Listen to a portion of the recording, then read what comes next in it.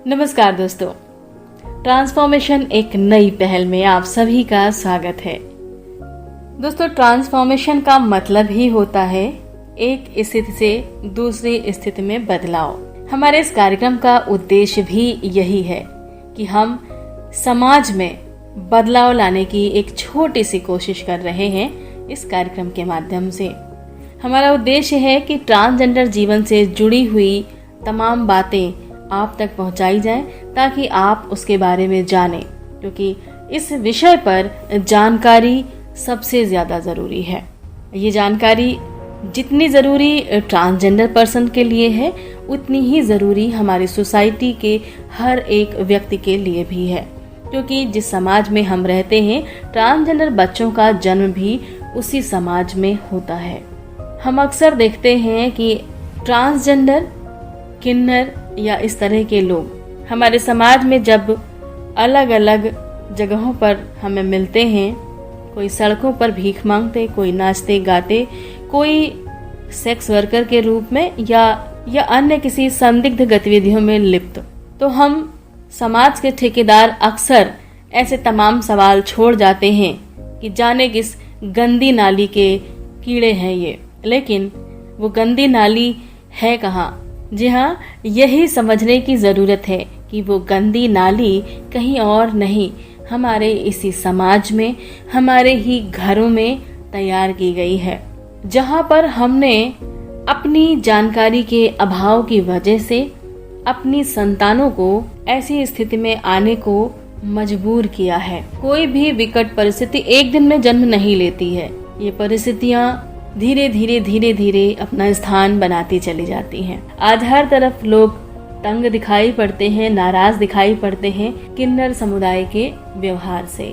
वहीं पर दूसरी तरफ ट्रांसजेंडर यानी ऐसे लोग जो अपनी आइडेंटिटी चेंज कर रहे होते हैं, सेक्स रीअसाइनमेंट सर्जरी कराने के लिए सोच रहे होते हैं, या इसकी जरूरत वाकई होती है पर उन्हें जानकारी नहीं होती।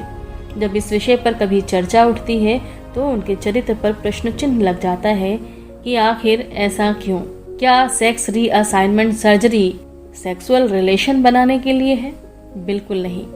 जिंदगी में ये महत्वपूर्ण नहीं है, लेकिन आपका जेंडर आपकी पहचान है और आपके सम्मान से जुड़ी हुई है ये पहचान, इसलिए बेहद जरूरी है। हर व्यक्ति की अपनी पहचान होती है। एक स्त्री अपने स्त्री होने में गर्व का अनुभव करती है, एक पुरुष अपने पुरुष होने में गर्व का अनुभव करता है, तो वैसे ही एक ट्रांसजेंडर को भी अपने ट्रांसजेंडर होने में गर्व होने की जरूरत है। ऐसे ही तमाम मायनों में ट्रांसफॉर्मेशन एक नई पहल में हम बहुत सारी बातें करते हैं, बहुत सारी जानकारियां देते हैं और बहुत सारे लोगों से आपकी मुलाकात भी कराते हैं, जहां पर हम जान पाते हैं कि इन जिंदगियों में क्या समस्याएं होती हैं, कैसे उनके सलूशन हैं, कैसे हम ऐसे लोगों को परवरिश दे सकते हैं। तो दोस्तों, आज का कार्यक्रम कई मायनों में महत्वपूर्ण है। इसके लिए आपको बने रहना है पूरे कार्यक्रम में हमारे साथ, क्योंकि हमारे इस कार्यक्रम में जानकारियां तो आपके लिए खास हैं ही। कुछ आंकड़े हैं, कुछ तथ्य हैं जो जानना आपके लिए बेहद जरूरी है।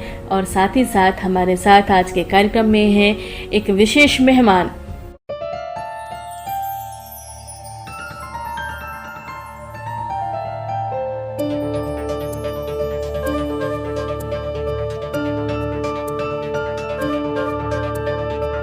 अपनेपन का सहारा चाहता हर शख्स है, हर धड़कते दिल में देखो रब का ही तो अक्स है। क्यों ना हम भी आज से एक दूजे के लिए हम कदम और नूरे हम सफर बने,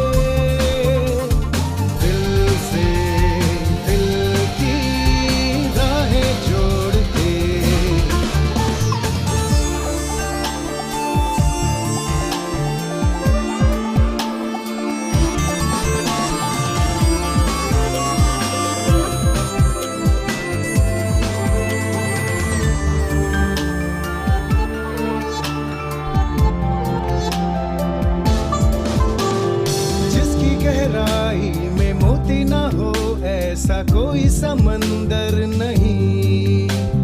सच तो यही है कि इंसानियत का कोई रूप या जेंडर नहीं।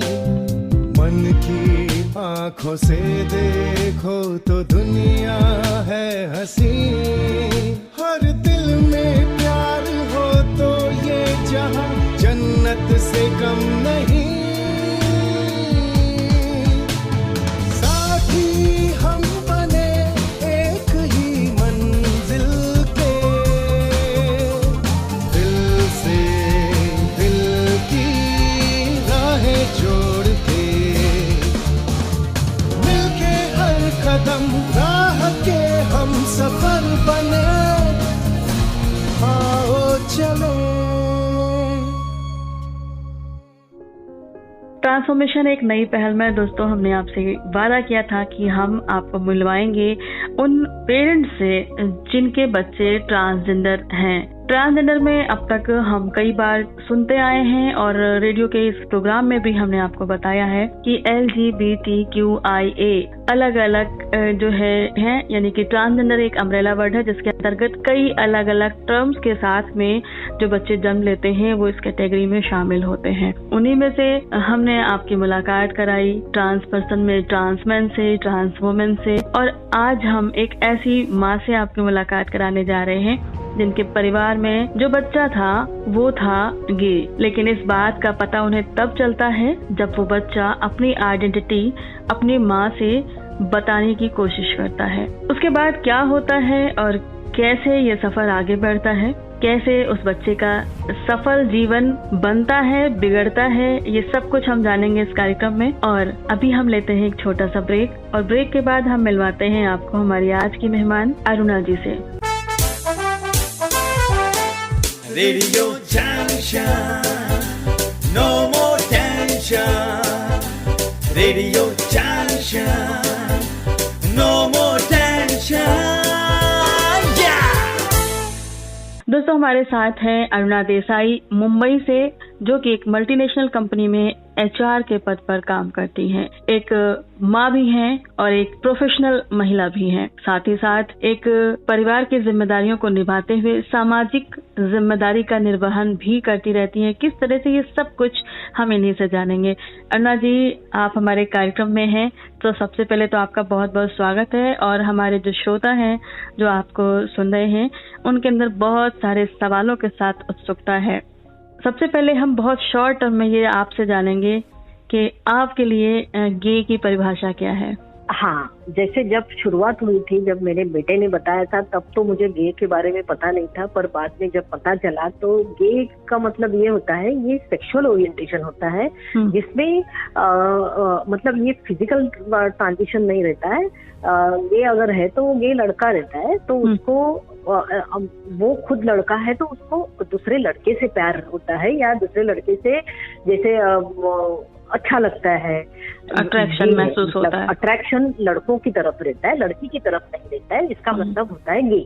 जी दोस्तों, यहाँ पे हम आपको क्लियर करते चले कि ट्रांसजेंडर शब्द में जब हम सुनते हैं तो वहाँ पे भी हम यही समझते हैं कि कोई है जो मेल टू फीमेल या फीमेल टू मेल हो रहा है, चेंज हो रहा है। क्यों? क्योंकि उसका अट्रैक्शन वहाँ पे भी हम जानते हैं कि कोई लड़का है, उसका अट्रैक्शन लड़की की तरफ है और घर वालों का दबाव या प्रेशर देखने को मिलता है। और गे में भी वही, लेकिन यहाँ पर बहुत बारीक सा अंतर देखने को मिलता है। वो यही कि जो गे होते हैं उन्हें अपने शरीर से नफरत नहीं होती है, उन्हें अपना शरीर जिस अवस्था में उन्होंने जन्म लिया है वैसा ही पसंद होता है। बस उनकी जो सेक्सुअल चॉइस होती है, जो अट्रैक्शन महसूस होता है, वो सेम तरफ होता है, सेम जेंडर की तरफ ही होता है। और जो ट्रांसजेंडर होता है वो जन्म तो लेते हैं एक मेल बॉडी में, लेकिन वो अपने शरीर को पसंद नहीं करते क्योंकि उन्हें ये लगता है कि वो ब्रेन से, अपने माइंड से एक महिला है, एक स्त्री है और वो उसमें कन्वर्ट होना चाहते हैं। और उन्हें जब भी मौका मिलता है वो अपने आप को एक लड़की की तरह ही देखना पसंद करते हैं, पहनना ओढ़ना पसंद करते हैं। और अगर मौका मिले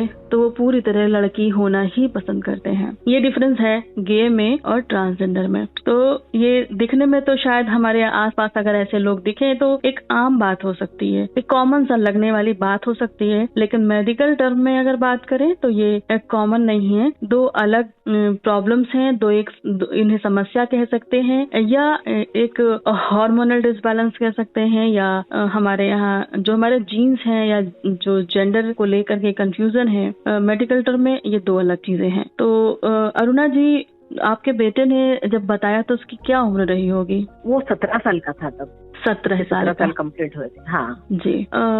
इससे पहले क्या कभी आपको लगा कि आपके बच्चे में ऐसा कुछ बिहेवियर है या ऐसी कोई हरकत, ऐसा कुछ जिससे लगे कि कुछ है जो गड़बड़ लगता है, या कभी पूछने के लिए आपको लगा हो किसी भी? पहले मुझे कभी भी कुछ भी नहीं लगा। मतलब जैसे बचपन से वो एक तो पढ़ाई में वो बहुत ही होशियार था। वो जो जैसे स्कूल के जो कॉम्पिटिशन रहते थे उन सब में वो पार्ट लेता था और हमेशा वो टॉप पे ही रहता था। मतलब जो इंटर स्कूल कॉम्पिटिशन हो या स्कूल के अंदर हो, वक्तृत्व स्पर्धा हो, जो भी ड्राइंग कंपटीशन, हर चीज में वो हमेशा आगे ही रहता था। पर उसका मतलब जैसे ये अगर उसको मेल के मतलब दूसरे लड़कों के प्रति अट्रैक्शन है, ये सब कोई चीज कभी पता नहीं चली, क्योंकि बचपन से मतलब उसके सब दोस्त घर पे आते थे। जैसे लड़कियां उसमें ज्यादा होती थी उल्टा। ये होशियार था तो उनको सबको मतलब ये उसी से हर चीजें सवाल पूछते थे। जो होमवर्क रहता था वो करने के लिए वो लड़कियां घर, ज्यादातर लड़कियां होती थी, लड़के भी होते थे। पर ये मतलब उसमें जब तक उसने बताया नहीं तब तक कभी पता ही नहीं चला कि कुछ अलग है। यानी कि उसके व्यवहार में कोई था नहीं प्रॉब्लम। तो जाहिर सी बात है कि स्कूल से भी ऐसी कभी कोई शिकायत भी नहीं मिली होगी। और स्वाभाविक बात है कि आज के समय बच्चे कोएड एजुकेशन में होते हैं, तो लड़के लड़कियां दोनों ही को दोस्त होते हैं। तो मैं समझ सकती हूँ ये चीज की ऐसी कोई शक की गुंजाइश नहीं मिली। तो जब अभिषेक ने आपको इस बारे में बताया तो इस चीज को आपको एक्सेप्ट करने में कितना समय लगा या समझने में कितना समय लगा? तो ऐसा था कि उसको जब मुझे उसको ये जानना था, क्योंकि वो जब देख रहा था कि हमारे घर पर वो अकेला ही है, अकेला बच्चा है, तो वो और हम दोनों मतलब हस्बैंड वाइफ हम तीनों जन मिलके हर टॉपिक पर डिस्कशन कर रहे हैं। जैसे हमारे घर पे न्यूज़पेपर आ रहे हैं तो जब न्यूज पर मतलब जो भी पॉलिटिकल टॉपिक हो या एजुकेशनल टॉपिक, सब टॉपिक के ऊपर बात हो रही है। पर उसने वो देख रहा था कि LGBT कम्युनिटी के बारे में कभी कोई बात नहीं हुई, या हमारे फैमिली में भी ऐसा कोई होके नहीं गया या कोई है, ऐसा भी नहीं उसने देखा। तो उसको ये जानना बहुत जरूरी था कि उसको सेक्शन 377 था, इसलिए उसको माँ बाप को पहले बताना था। पर बताने के पहले उसको चेक करना था कि पता है कि नहीं पता है। अगर पता है तो कोई बात नहीं, पर अगर पता नहीं है तो मतलब उसको सिखाना था हमको। तो इसलिए उसने ये किया कि उसने अपने दोस्तों को पहले सब बताया। जैसे वो तो पहले से ही बताया हुआ था बहुत सालों से, फिर बाद में जैसे कम्युनिटी फ्रेंड्स है उनसे भी दोस्ती की, सबको बताया कि वो ये प्लान कर रहा है, कि वो बता रहा है।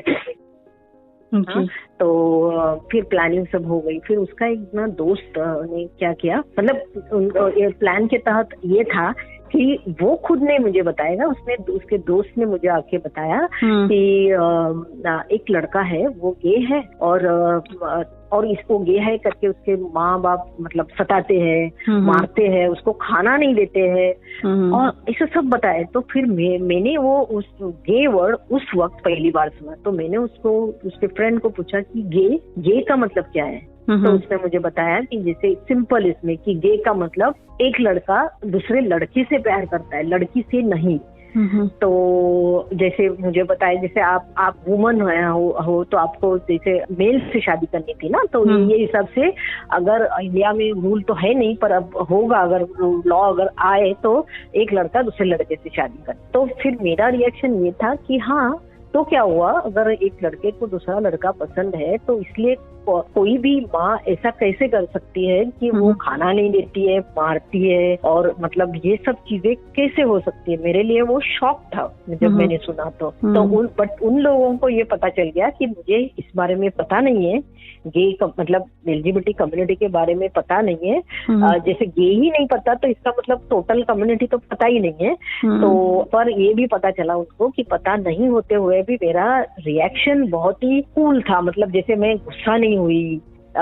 ये उनको जो जानना था वो जान ले। फिर ऐसा हुआ, फिर मैंने ये सोचा कि अच्छा उसकी माँ बाप उसको सताते हैं, ये इतना सब हो रहा है। तो फिर मैंने ये शुरू किया कि चलो इंटरनेट पे मैं ढूंढने का शुरू कर दिया। वो जैसे वो उसका फ्रेंड तो मुझे रोज उसने 15 दिन पहले दिए थे मुझे, मैं एक डेट डिसाइड किया था, उसके पहले 15 दिन दिए कि मैं सीखूं तब तक। तो वो लोग भी मुझे सिखा रहे थे, मतलब वही उसका फ्रेंड भी सिखा रहा था, रोज एक नया नया टॉपिक जैसे कि लाइफ के बारे में। कुल मिला के हम ये कह सकते हैं कि इन लोगों ने अपने दोस्तों की मदद से ही प्लान किया कि माँ तक कैसे ये मैसेज पहुंचाना है और कैसे उन्हें इस बारे में जानकारी देनी है कि वो इस चीज को समझ पाए, और फिर हम फ्रंट पे आकर के बताएं कि ये प्रॉब्लम किसी और की नहीं हमारी है। तो बच्चे ऐसा करते हैं, कई बार माँ बाप का व्यूज जानना चाहते हैं कि ये बहुत अच्छा तरीका भी है, मैं ये भी बिल्कुल कई बार हम भी ऐसा करते हैं कि जब हम किसी का व्यू जानना चाहते हैं तो हम एक उदाहरण या कोई स्टोरी बना के बोलते हैं किसी दूसरे के बाद बताते हैं कि हमने आपसे कहा था ये प्रॉब्लम मेरी है। तो खैर ये बच्चों का ही नहीं, ये हम सभी का, समाज में हम लोग करते हैं ऐसा बहुत बार। बच्चों ने किया तो कोई बात नहीं, गलत नहीं किया, सही हम ही लोगों से सीखा है। लेकिन अरुणा जी आपने एक्सेप्ट कर लिया, आपका इकलौता बेटा था, मुंबई के कल्चर में है, आप एक एजुकेट फैमिली से हैं आप, और आपने बहुत आसानी से अपने परिवार को भी इस बारे में डिस्कस करके मैनेज कर लिया। यहाँ पे क्या है कि जब गे बच्चा होता है, जो कि सोसाइटी में आप भी समझती हैं, उसके लुक में, उसके चाल ढाल में कोई प्रॉब्लम नहीं आती है, तो एक्सेप्टेंस मिल जाती है। और रही बात सिर्फ एक रिलेशन की, एक प्यार की या एक पार्टनर की, तो यहाँ पे ये बहुत ही पर्सनल इशू होता है, हमारी जिंदगी की प्राइवेसी की बात होती है, तो हमारे घर में रह करके एडजस्ट हो जाती है। हालांकि एक्सेप्ट करना मुश्किल है, लेकिन फिर भी जब बात आती है तो हम झेलते हैं प्रॉब्लम, तो हम एक्सेप्ट भी करते हैं, वरना कोई भी प्रॉब्लम कोई झेलना नहीं चाहता। ऐसे हमारी, चूंकि ट्रांसजेंडर की भी हम बात करते हैं, तो ट्रांसजेंडर बच्चों के साथ भी है ये समस्या, और उनके साथ समस्या बहुत बड़ी हो जाती है, क्योंकि उनका ट्रांसफॉर्मेशन मेल टू फीमेल या फीमेल टू मेल हो रहा होता है, कि जो जन्म लिया है उससे ठीक आचरण व्यवहार बिल्कुल विपरीत होता है। तो मैं आज, चूंकि आप एक पेरेंट के रूप में हमारे साथ जुड़ रही हैं, मैं सबसे जो इम्पोर्टेंट मैसेज है वो आपसे जानना चाहती हूँ कि ऐसी सिचुएशन में आज तमाम पेरेंट्स ऐसे बच्चों को तिरस्कृत कर देते हैं, इंसल्ट करते हैं, या बहुत से पेरेंट्स ऐसे भी हैं जो मजबूर करते हैं शादी ब्याह के मसलों में और तमाम चीज़ों में। जबकि संवैधानिक तौर पे अगर देखें कि अगर किसी के साथ धोखे से शादी की जाए तो ये अपराध है, और पेरेंट्स छुपाते हैं इन बातों को। ट्रांसजेंडर बच्चे की शादी किसी लड़की से करा देते हैं या किसी लड़के से कराते हैं। ऐसे में बच्चों के पास एक विकल्प बचता है, या तो घर छोड़ के भाग जाएं, सुसाइड कर लें, या वो डिप्रेशन में चले जाते हैं। और सही है, एक और, हाँ हमारे तो सही, लेकिन किसी और एक बच्चे की जिंदगी भी वहाँ पे दांव पर लग जाती है, और फिर धोखेबाजी के केस में करियर चौपट हो जाता है। यहाँ पे मुझे लगता है कि बहुत महत्वपूर्ण है आज के समय में परिवार को ये समझना कि ऐसे दबाव से नए रिश्तों को ना जन्म दें, क्योंकि दबाव में रिश्ते आज ये अपराध भी है अपने आप में, जो है विवाह के मामले। तो मैं अगर आपको बताऊँ ना, अब देखो, जब से अभिषेक ने मुझे बताया उसके बाद से तो उसको तो उसी दिन एक्सेप्टेंस मिल गया, बट उसने उसका मैं धन्यवाद देना चाहती हूँ उसको कि उसने उसकी कम्युनिटी को मुझे मिलाया। उसने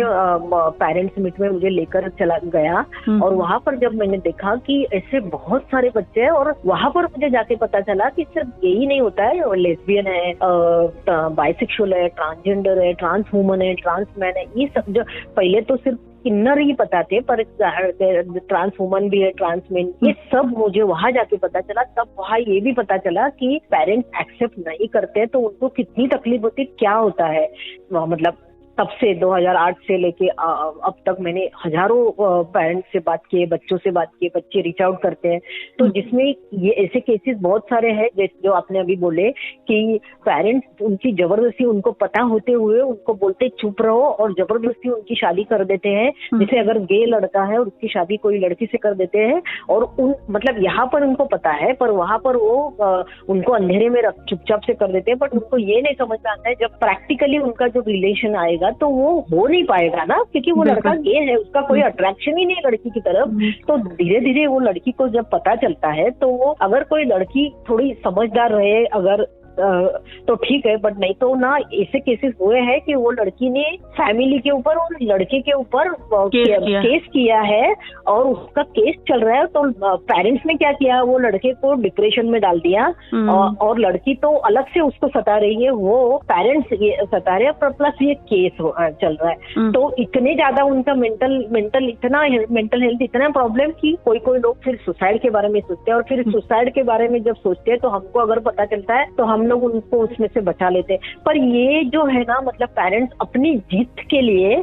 उनकी खुशी देखते नहीं है, क्योंकि उन्होंने बहुत सारे एक्सपेक्टेशंस रखे हैं, ड्रीम्स रखे हैं उनके बारे में, इसलिए ऐसा करते हैं। अगर एक बार बच्चे की खुशी एक पार्टनर के तौर पे अगर छोड़ भी दें तो जिंदगी जीने के लिए सिर्फ यही एक महत्वपूर्ण चीज नहीं है। आपका करियर, आपने जो एजुकेशन करके, पढ़ाई करके जो करियर बनाने की कोशिश की है, क्योंकि आज का जो ट्रांसजेंडर बच्चा है वो LGBT कम्युनिटी से हो या किसी भी कम्युनिटी से, वो मांगना, नाचना, गाना उस कैटेगरी में नहीं जाना चाहता है। वो चाहता है कि वो एजुकेट होके एक सम्मानजनक जिंदगी जिए।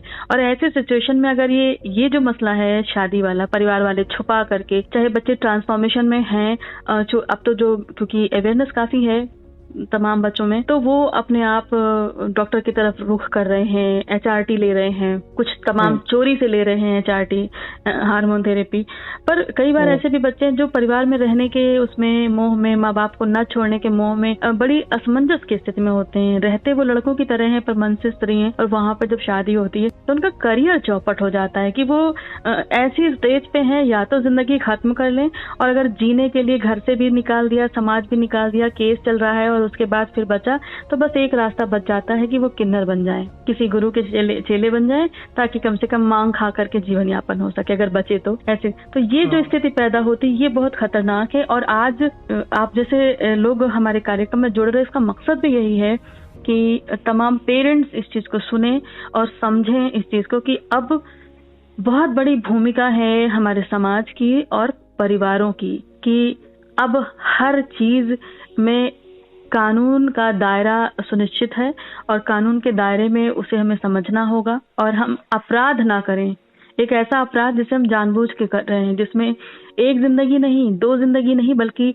दो परिवारों के लोगों की जिंदगियां तहस नहस होती हैं। हाँ, मैं यहाँ पर एक बताना चाहती हूँ आपको कि जैसे आप कानून की भी बात कर रहे हैं, वो तो है ही है, पर हमने ना, इसलिए हमने जब देखा कि बहुत सारे पेरेंट्स अपने जैसे बच्चे हैं वैसे उनको एक्सेप्ट नहीं करते हैं, ये हमको बहुत मतलब धीरे धीरे पता चलते गया, ज्यादा केसेस आने लगे। तो हमने ये किया कि हम मतलब जैसे हम लोग 4-5 पेरेंट्स व्यक्तिगत रूप से हम लोग अलग अलग अकेले हम लोग एक्सेप्टेंस के काम हो रहा था, जैसे बच्चे बताते थे हमको, तो हमने क्या किया, हम साथ में आए और हमने एक ग्रुप बना लिया, जैसे व्हाट्सएप ग्रुप बना लिया। उसके बाद हमने फॉर्मली जैसे बड़ा मतलब जैसे 10 जन फिर बाद में आ गए। 2017 में हमने एक पेरेंट्स का ग्रुप बना लिया, जो LGBTQI बच्चों के पेरेंट्स हम लोग साथ में आए और हमने मिलके एक ग्रुप बनाया। उसका नाम है स्वीकार दी रेनबो पेरेंट्स। मतलब स्वीकार का मतलब ही आपको पता है कि जो एक्सेप्टेंस है यहाँ, तो यही नाम से हमने ग्रुप बनाया। और हमारा मकसद ग्रुप बनाने का यही था और हमेशा मतलब वो रहेगा कि ज्यादा से ज्यादा पेरेंट्स को हम लोग उनके बच्चों अवेयरनेस उनको बताए, सेंसिटाइज कर पाए, और उनके बच्चों के प्रति उन दोनों के बीच में जो गैप है उसका हम लोग ब्रिज बना के उनका बॉन्डिंग अच्छा करे और पेरेंट्स को उनके बच्चों को एक्सेप्टेंस करने में सहूलियत हो, ये बातें हम लोग करते हैं हमारा ग्रुप। अब हमारा देखिए, हमने 2017 में 10 पेरेंट्स ने मिलके किया, ग्रुप बनाया। अब हमारे ग्रुप में 150 पेरेंट्स हैं। तो बहुत अच्छी बात। और हमारे ग्रुप में आपको सुन के अच्छा लगेगा कि हमारे ग्रुप में बहुत सारे पेरेंट ट्रांस ट्रांसजेंडर बच्चों के पेरेंट्स हैं, जो ट्रांस वुमन है, ट्रांस मेन है, इंक्लूडिंग किन्नर के भी पेरेंट्स जी। तो हम इतना अच्छा अवेयरनेस का काम करते हैं। कल उठ के अगर बाइसेक्सुअल बच्चे का अगर बात करने अगर आया तो हमने उन्हीं से बात करनी है, तो हमारे पास वो भी पेरेंट्स है, जैसे हर पेरेंट है, गे बच्चों के पेरेंट्स है, लेस्बियन है, बाइसेक्सुअल है, पैनसेक्सुअल है, ट्रांस मैन है, ट्रांस वुमेन है, नॉन बाइनरी है, जेंडर न्यूट्रल, अलग अलग सभी बच्चों के पेरेंट्स हमारे ग्रुप में हैं। और हमारा ग्रुप ये जो है सिर्फ इंडिया का नहीं है, मतलब हमारा ग्लोबली, जैसे इंडियन पेरेंट हर जो कंट्री में रहते हैं, जैसे यूएस से है, ऑस्ट्रेलिया से है, दुबई से है, यूके से है, मतलब हर बहुत सारी कंट्रीज से पेरेंट्स जो इंडियन पेरेंट्स रहते हैं वो सब हमारे ग्रुप में है।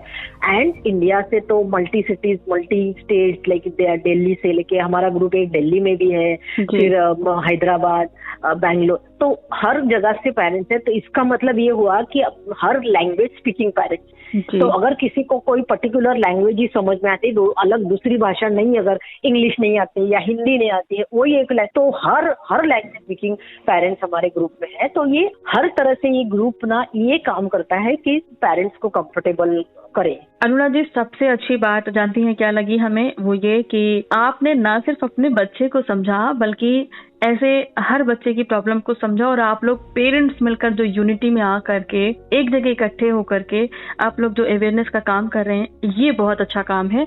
और इस काम में आप पेरेंट्स के साथ एक नाम और जोड़ सकते हैं, वो है radio junction, no more tension, क्योंकि हमारा उद्देश्य है यही कि हम सोसाइटी में अवेयरनेस लेके आए, और हर विषय पे अवेयरनेस हो तो फिर ट्रांसजेंडर पे क्यों नहीं। इसलिए हमारा फोकस ट्रांसजेंडर को लेके है, और रेडियो जंक्शन समर्पित है ट्रांसजेंडर्स को और उनके हुनर को, उनके टैलेंट को। इस तरीके से हम कोशिश कर रहे हैं कि हम एक एंटरटेनमेंट के साथ लोगों के साथ जुड़े, और जुड़ने के साथ साथ बहुत ही प्यार से धीरे धीरे उनके दोस्त बनते चले जाएं, मिल जाएं, घुल जाएं, और जब सामने हो तो कोई अंतर महसूस ना हो, लोगों को ये ना लगे कि ये आवाज तो बड़ी अजीब सी हमें सुनाई पड़ रही है। आदत बन जाए लोगों को सुनने की और बात करने की। तो ये कोशिश हमारी रेडियो जंक्शन कर रहे हैं आप जी, बहुत अच्छा काम कर रहे हैं, मैं इसलिए आपकी तारीफ करती हूँ जी। तो बस आप जैसे पेरेंट्स की हमें जरूरत है, और हम चाहेंगे कि चलते चलते आप जो मैसेज देना चाहती हैं हमारे इस कार्यक्रम के माध्यम से वो जरूर दें।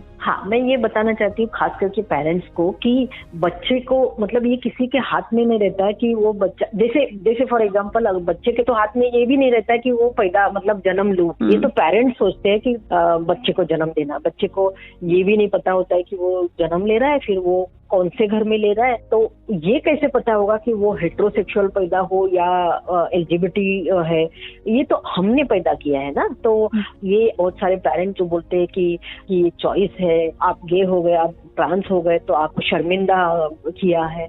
तो आप ये कैसे हो सकता है, आपने खुद ने जिन बच्चों को जन्म दिया उनके ऊपर आप शर्मिंदा कैसे हो सकते हो। आप इसका मतलब आप खुद के ऊपर शर्मिंदा हो रहे, ये आपकी पैदाइश है। तो इसलिए ये मत कीजिए आप। मैं ये बोल रही हूँ कि एक्सेप्टेंस सबसे इजी है। आपको आपके खुद के बच्चे हैं तो उनको अलग से एक्सेप्टेंस क्या होता है, आपने जब पैदा किया है तभी से वो एक्सेप्टेंस होना जरूरी है। तो आप उनको समझिए, ना कि उनको मतलब आपने अब तक जो जैसे मतलब इतने सालों से आपको अगर ये पता है सिर्फ हेट्रोसेक्सुअलिटी होती है, तो ऐसा नहीं है।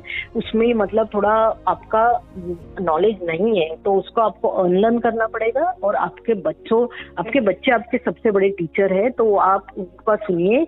मैं आपको बताती हूँ 2 प्रकार के पेरेंट्स होते हैं। एक तो को बच्चों के ऊपर सोसाइटी को रखते हैं, और दूसरे होते हैं कि अपने बच्चों को सबसे ऊपर रखते हैं। तो आप उस तरह के पेरेंट हो कि आपके बच्चे को ऊपर रखिए, और उनके साथ आपको ऐसा अगर लगता है कि आपने जो सपने देखे थे वो टूट गए, तो ऐसा नहीं है। आप अभी नए सपने आपके बच्चों के साथ, आपके बच्चे अगर आपको बोलते हैं वो ट्रांस वुमन है या ट्रांस मैन है, तो कोई बात नहीं। आप उनको अगर आज तक आपका लड़का था तो कल से लड़की हो गई, तो आपका ही बच्चा है ना। तो आप उनके साथ मिलके नए सपने देखिए, और उनके साथ आप जब उनको सपोर्ट करोगे तो वो इतना अच्छा फ्लरिश करेंगे कि आप मतलब देखिए हमारे स्वीकार ग्रुप में आके देखिए कि सब पेरेंट्स ने एक्सेप्ट करने के बाद वो बच्चे क्या क्या बनते हैं, इंजीनियर है, डॉक्टर है, बहुत ही अच्छा पढ़ लिख कर अच्छा नौकरी या मतलब उनका बिजनेस उसका अच्छा सब कर रहे हैं। तो ये मत सोचिए कि अगर वो हेटेरोसेक्सुअल नहीं है तो वो सफल नहीं है, वो बहुत ज्यादा सफल है, ये आप याद रखिए।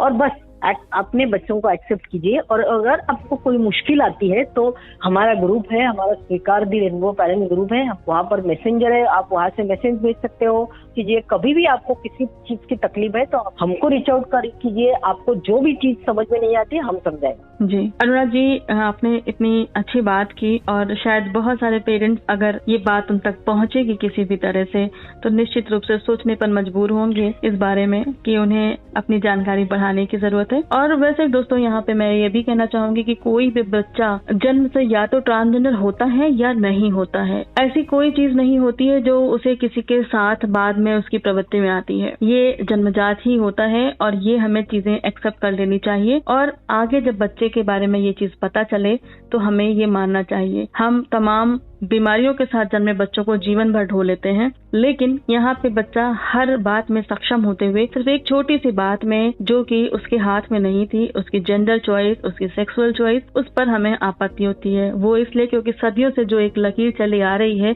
ये थोड़ा सा उससे अलग होती है। और ये भी नहीं कह सकते कि पूरी तरह से अलग है। दरअसल हमने अपने जीवन में कितने दशक जाने, वही दशक के बारे में हम जानते हैं जो हम जी रहे हैं। उससे पीछे का बहुत पीछे की क्या सिचुएशन थी वो हमने देखा ही नहीं है। और एक समय से ट्रांसजेंडर को लेकर के एक अलग सी छवि बन गई है। ब्रिटिश शासन के बाद से जो छवि बनी वो बहुत ही निम्न स्तर की, दोयम दर्जे की बनी। इसका मतलब ये नहीं है कि इनकी छवि ऐसी ही थी। एक समय था जब इन लोगों का बड़ा मान सम्मान और इनकी स्थिति बहुत मजबूत रही होगी। वो इतिहास के पन्नों में कहाँ दर्ज है कहाँ गुम है ये हमें भी नहीं पता, लेकिन हाँ इस धरती पर हर फूल अपने आप में खूबसूरत है और हर फूल की एक महक है।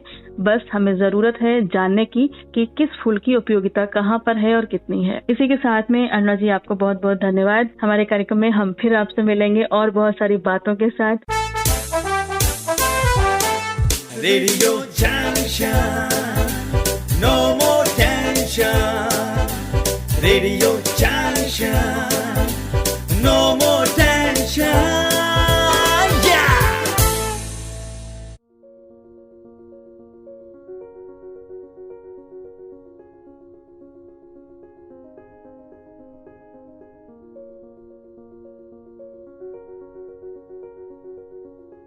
ट्रांसजेंडर हो या LGBT कम्युनिटी से बच्चे हों, महत्वपूर्ण ये नहीं है कि किस पक्ष का हम समर्थन करते हैं और किसका नहीं, लेकिन महत्वपूर्ण ये है कि जितने भी पक्ष हैं क्या उनके बारे में हमें जानकारी है या नहीं है। जिंदगी के संघर्ष में, जिंदगी की तमाम चुनौतियों में, भागम भाग भरी जिंदगी में हम सभी तनाव से ग्रस्त होते हैं, अवसाद में आते हैं और उसके निराकरण के लिए प्रयास करते हैं। कई बार सफल होते हैं, कई बार असफल होते हैं, लेकिन जब जिंदगी जीने का जो अधिकार है, हमारे जो मूल्य हैं, हमें उनसे ही विमुख होना पड़े, हमें समाज में स्वीकृति न मिले, ऐसी स्थिति में मनोदशा का स्थिर न होना आम बात है।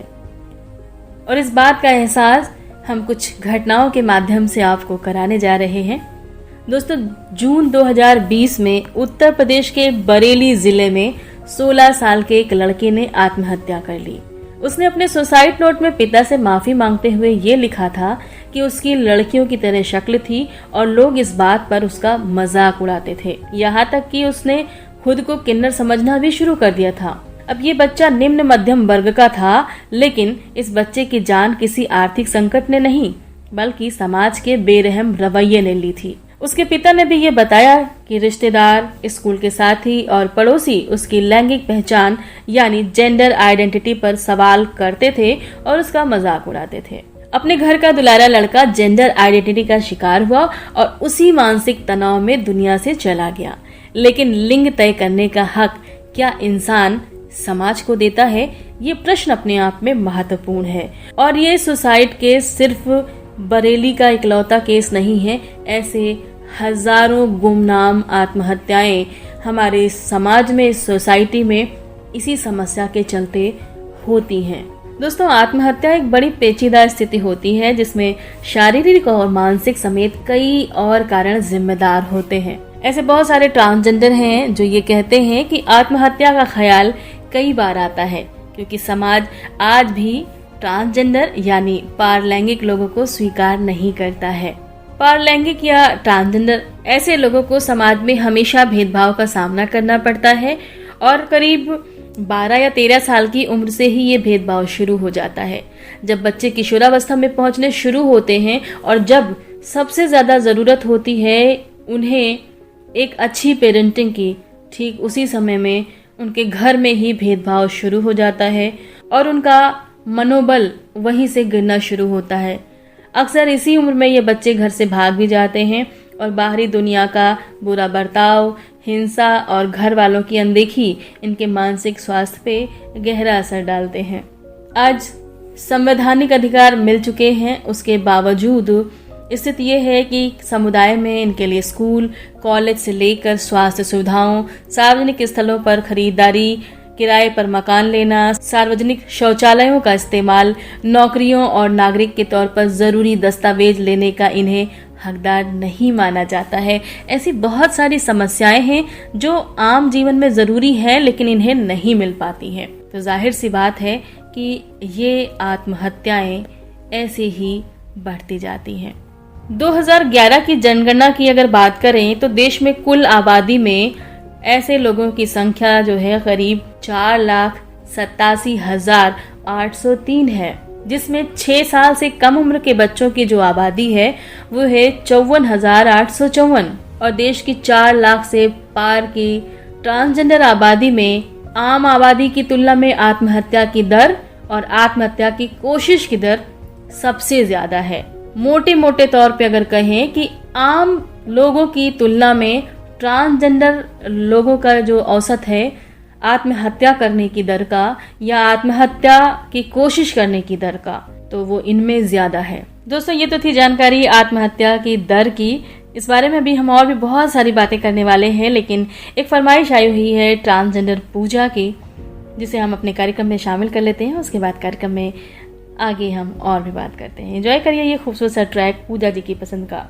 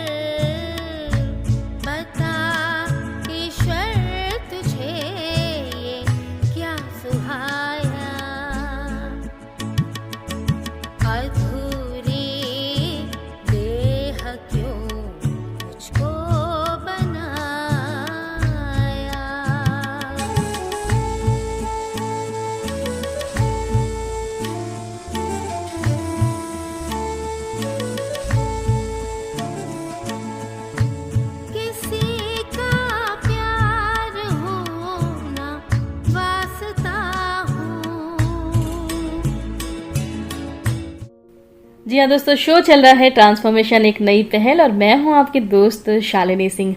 हम बात कर रहे थे आत्महत्या दर की। दोस्तों, 2012 में द सॉफ्ट कॉपी पब्लिकेशन में एक आर्टिकल छपा था, transgender suicide rate continue to rise इस नाम से। इस लेख में बताया गया कि भारत में ट्रांसजेंडर की आत्महत्या की दर कुल आत्महत्याओं की दर की करीब 31% है, जिसमें अपने 20वें जन्मदिन से पहले तकरीबन 50% ट्रांसजेंडर आत्महत्या की कोशिश कर चुके होते हैं। हालांकि ट्रांसजेंडर आबादी को लेकर किसी भी आंकड़े को पैमाना बनाना सही नहीं है, क्योंकि इस दिशा में सही तथ्यों और आंकड़ों की खासी कमी देखी जाती है। लेकिन फिर भी ये मोटे मोटे जो आंकड़े हैं ये अपने आप में चौंकाने वाले हैं और ये हमें मजबूर करते हैं कि हमें इस दिशा में जागरूक होने की जरूरत है, इस दिशा में हमें काम करने की जरूरत है और इस दिशा में हमें अपने अनुभव साझा करने की जरूरत है। दोस्तों, चूंकि आज हम बात कर रहे हैं आत्महत्या जैसे मुद्दे पर, तो इस बारे में जो वजह है, जैसा कि हमने इंटरव्यू में भी सुना कि पेरेंट्स की स्वीकृति, माता पिता की स्वीकृति बहुत ज़रूरी है, परिवार की स्वीकृति है तो एक बार समाज की बातों से लड़ा जा सकता है। लेकिन जब एक बच्चे का साथ माता पिता छोड़ देते हैं और उस उम्र में जब उसे सबसे ज़्यादा सपोर्ट की समझे जाने की ज़रूरत होती है, ऐसी स्थिति में जाहिर तौर पर उसकी मनोदशा सामान्य नहीं रह जाती और जब वो समाज में भटकता है तो उस स्थिति में उसके साथ हर तरफ व्यवहार जो होता है वो बुरा होता है और उसके चाल ढाल, बात व्यवहार, हर चीज़ से लोग आकलन करने लगते हैं कि ये क्या है। एक उसकी आइडेंटिटी, जेंडर आइडेंटिटी देने लगते हैं और उसके साथ नैतिक व्यवहार नहीं किया जाता। ऐसे बच्चों के साथ होने वाले तमाम बलात्कार के केस भी होते होंगे, लेकिन जिन पर शायद कोई कानून की व्यवस्था अभी भी नहीं है। ऐसे कम उम्र में जब बच्चे घर छोड़ते हैं और वो अपनी आइडेंटिटी के साथ बाहर निकलते हैं तो निश्चित रूप से समाज के सभ्य कहे जाने वाले लोग उनकी जेंडर पहचान वही कर रहे होते हैं जिसकी वजह से उनके घर से उन्हें निकाल दिया गया होता है या घर छोड़ने पर मजबूर होते हैं। तो सही मार्ग दिखाने वालों की संख्या तो कम होती है, लेकिन हाँ, उनका शोषण करने वालों की संख्या बहुत अधिक होती है और उनका शारीरिक शोषण कई बार होता है। ऐसी स्थितियां उन्हें कभी भी सामान्य नहीं रहने देती हैं। महसूस करके देखिए कि कम उम्र में जब हम इन चीजों के बारे में समझते भी नहीं होते हैं, ऐसी स्थिति में जब किसी का बलात्कार हो और एक बार नहीं कई बार हो, गलत व्यवहार हो, तो मनोदशा कैसी होती है। ऊपर से कोई समझने वाला भी ना हो तो जाहिर सी बात है कि धीरे धीरे मानसिक बीमारियों और विकारों की तरफ ऐसी स्थिति उन्हें ढकेलती जाती है।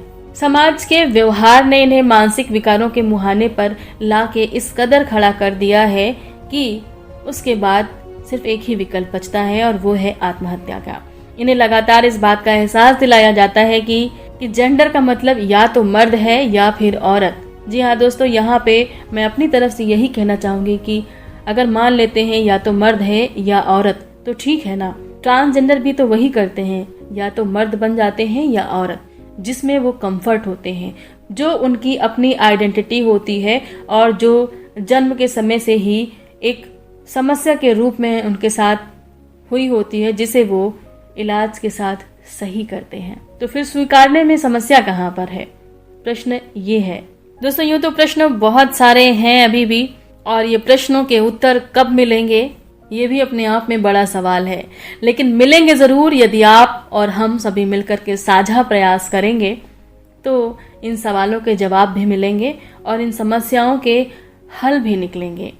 और ट्रांसजेंडर बच्चे या एलजीबीटी कम्युनिटी के बच्चे जो गलत दिशाओं की तरफ जा रहे हैं या जा चुके हैं, उन्हें एक सही दिशा निर्देशन भी मिलेगा इसी समाज से। स्वस्थ समाज की परिकल्पना तो हम सभी करते हैं, तो चलिए इसी खूबसूरत परिकल्पना के साथ बढ़ते हैं आगे। और एक बार फिर मैं हूँ आपके साथ। दोस्तों, जब भी हम इस समुदाय की बात करते हैं तो हमारा जो दृष्टिकोण होता है, इन्हें जिस दृष्टिकोण से हम देखते हैं वो उन्हें कितना असहज करता है, इस बात से अनुमान लगाइए कि वो खुद अपनी लैंगिक बेमेलता में इतने उलझे होते हैं और समाज भी उन्हें अस्वीकार कर देता है। ऐसी स्थिति में उनकी मानसिक स्थिति बहुत बुरी होती है। अगर आप आंकड़ों में देखें तो पाएंगे कि खासतौर से जो डिप्रेशन और एंजाइटी आम आदमी की होती है, उसकी तुलना में ट्रांसजेंडर लोगों में ये काफी ज्यादा होती है।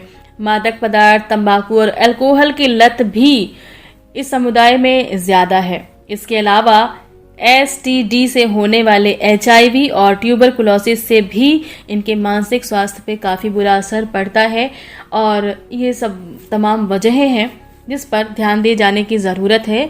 हर एक समुदाय से मानसिक स्वास्थ्य के मुद्दों पर अगर अध्ययन किया जाए तो कुछ हल निकल सकते हैं, लेकिन इस पर अभी अध्ययन में खासी कमी देखी जाती है। दूसरी बहुत बड़ी समस्या ये है कि इस समुदाय के बायोलॉजी वेरिएंस पे कहीं पे भी कोई अध्ययन नहीं हुआ है। तीसरी बहुत महत्वपूर्ण बात वो ये कि राष्ट्रीय स्वास्थ्य कार्यक्रमों में, मानसिक स्वास्थ्य संबंधी कार्यक्रमों में नीतियों को बनाते समय जब इस समुदाय की खास जरूरतों को ध्यान में रखा जाएगा तो बात बन सकती है, जो कि नहीं रखा जाता है।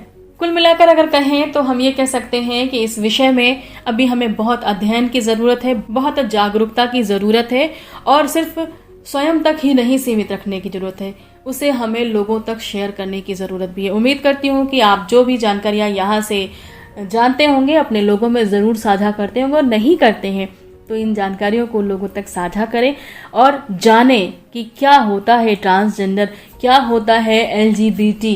इन सभी शब्दों के मायने, इन सभी शब्दों के अंतर, इन सभी समूहों के लोगों की समस्याओं को जब हम जानेंगे तभी उसके सही निराकरण निकाल पाएंगे। और चलते चलते बस मैं इतना ही कहना चाहूंगी कि जो चीज़ जैसी दिखती है ज़रूरी नहीं है कि वैसी हो। कई बार कीचड़ में लिपटी हुई हर चीज़ गंदी ही नहीं होती, कीचड़ में कमल भी खिलता है, और वहीं पर हर चमकती चीज़ सोना नहीं होती।